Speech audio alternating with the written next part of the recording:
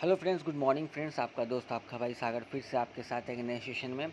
जिस तरह पे पता होगा कि हमारा अभी पॉलिटी का सीरीज़ चल रहा है, तो इसी सिलसिले में आज का जो टॉपिक हमारा वीवीआई टॉपिक है 1833 का चार्टर अधिनियम। 1833 का चार्टर अधिनियम क्या कहता है, इसमें क्या क्या विशेषताएँ थी, क्या क्या महत्वपूर्ण बिंदु थे, उस पर हम डिस्कस करेंगे आज। तो सेशन को लेट ना करते हुए सेशन को स्टार्ट करते हैं, ठीक है। एक्चुअल में 1833 का चार्टर अधिनियम एक्ट कहता क्या है, और इस चार्टर अधिनियम एक्ट को किस और एक नाम से जाना जाता है, जिसे हम सेंट हेलिना अधिनियम के नाम से भी जानते हैं। ध्यान दीजिएगा, पूछ दिया जाएगा, बताइए सेंट हेलिना अधिनियम किस एक्ट को भी कहा जाता है। ये कहा जाता है 1833 का चार्टर अधिनियम को भी कहा जाता है। ब्रिटिश संसद द्वारा पारित एक महत्वपूर्ण कानून था। ये जो 1833 का चार्टर अधिनियम था, ये ब्रिटिश संसद द्वारा एक महत्वपूर्ण कानून था। इसमें भारत में ब्रिटिश शासन का केंद्रीकृत किया, भारत में इंडिया में ब्रिटिश शासन को केंद्रीकृत किया, सेंट्रलाइज किया।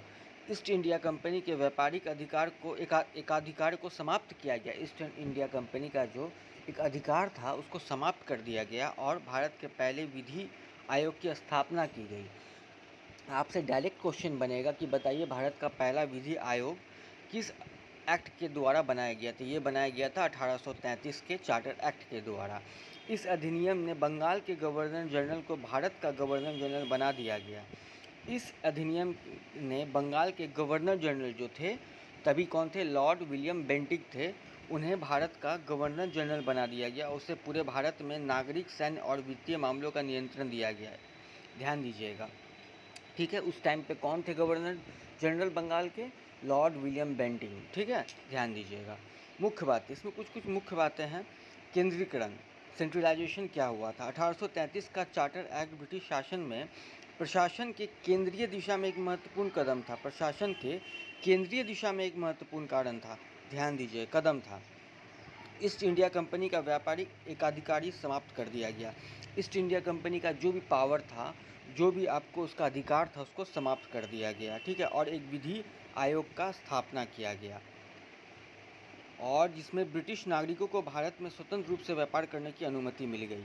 जो भी ब्रिटिश नागरिक थे, अगर वो भारत में व्यापार करना चाहते थे तो उन्हें एक अनुमति मिल गई, ठीक है। फिर हम आगे देखें तो विधि आयोग की स्थापना की गई। आप देख रहे हैं, ईस्ट इंडिया कंपनी का जो एकाधिकार था उसे समाप्त कर दिया गया और विधि आयोग की स्थापना कर दी गई, ठीक है, जिसका अध्यक्ष बनाया गया, लॉर्ड मेकाले को बनाया गया। ध्यान दीजिएगा, भारत के गवर्नर जनरल का उदय, बंगाल के गवर्नर जनरल के पद को समाप्त करके उसे भारत के गवर्नर जनरल के पद को दे दिया गया। सारी शक्तियाँ उनके अंतर्गत आ गई, ठीक है। ध्यान दीजिएगा, पूछा जाएगा, बताइए किस एक्ट के तहत जो है आपको बंगाल के गवर्नर जनरल को भारत का गवर्नर जनरल कहा गया। तो वो एक्ट यही था, 1833 का चार्टर एक्ट, ठीक है। ध्यान दीजिएगा, मुंबई, एक पॉइंट और है, बम्बई, तभी बम्बई कहा जाता था, और मद्रास के परिषदों की विधि निर्माण शक्तियों को वापस ले लिया गया। ये जो बम्बई और मद्रास के जो विधि शक्तियों का जो था, विधि निर्माण की शक्तियों को वापस ले लिया गया इसी एक्ट के तहत, ठीक है ना। ध्यान दीजिएगा, उसके बाद है ब्रिटिश उपनिवेशों का बढ़ावा। इसमें कहा गया कि जो भी ब्रिटिश है, ठीक है, जो भी ब्रिटिश हैं वो आके भारत में स्वतंत्र रूप से व्यापार कर सकते हैं। दास्ता का अंत हो गया। इस अधिनियम में दास्ता को समाप्त करने की दिशा में कदम उठाया गया, ठीक है। इस एक्ट के तहत दास्ता को ख़त्म करने के लिए आपको कदम उठाए गए थे, ठीक है। इस अधिनियम ने भारत में ब्रिटिश शासन को मजबूत किया और एक केंद्रीकृत प्रशासन को के तहत लाया।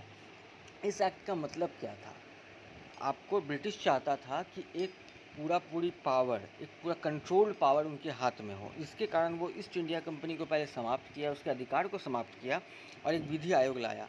विधि आयोग के तहत उसने क्या किया कि एक सेंट्रलाइज पावर अपने पास रखा, जिससे वो सारे इंडिया को कंट्रोल कर रहा था, चाहे व्यापार हो चाहे किसी भी फील्ड में हो, ठीक है।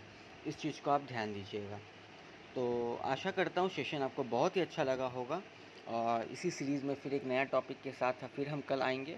तब तक के लिए थैंक यू सो मच और जय हिंद।